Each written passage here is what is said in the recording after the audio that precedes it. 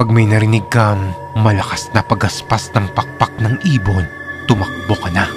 Story time. Ako si Allen. Kwento po to ng tito ko. Nung bata raw siya, inutusan raw siya ng papa niya na magpastol ng mga kambing at baka doon sa kapatid ng papa niya. Yung kapatid kasi ng papa niya may malawak na palayan, kaya doon niya lagi inuutusan si tito na doon ipastol yung mga kambing at baka. Umabot daw si tito ng hapon sa kakapastol sa mga kambing at baka.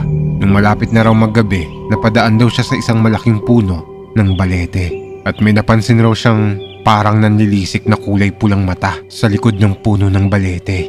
Binaliwala niya lang daw yun at di na niya tiningnan.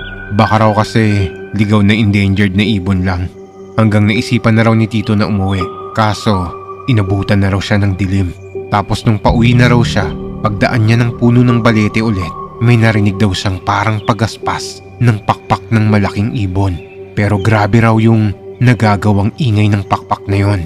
Pagtingin niya raw, may nakita raw siyang lumilipad na babae sa taas ng puno ng balete. Pagtitig niya raw doon, biglang lumipad daw yun papunta sa kanya. Sa takot raw ni tito, humakbo siya ng mabilis at binitawan niya ang tali ng kambing at baka.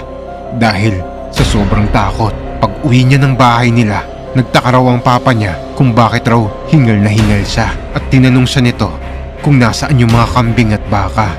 Ano nangyayari sa'yo? Nasaan na yung mga pinapapastol ko sa'yo? Naiwan ko dun sa may puno ng balete. May humahabol sa akin babaeng may pakpak.